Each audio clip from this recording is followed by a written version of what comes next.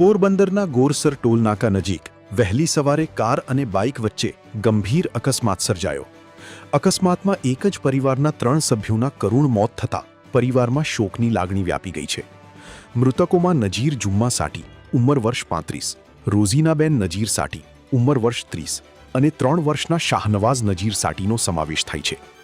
ઘટનાની જાણ થતાં પોલીસ તાત્કાલિક સ્થળ પર પહોંચી હતી. ત્રણેય મૃતદેહોને પોસ્ટમોર્ટમ માટે માધવપુર CSC ખાતે ખસેડવામાં આવ્યા હતા. પોલીસે અકસ્માત અંગે વધુ તપાસ શરૂ કરી છે. જાણવા મળતી વિગત મુજબ કારના ચાલકને પણ ગંભીર ઈજાઓ થતાં સારવાર અર્થે રાજકોટ ખાતે ખસેડવામાં આવ્યો છે.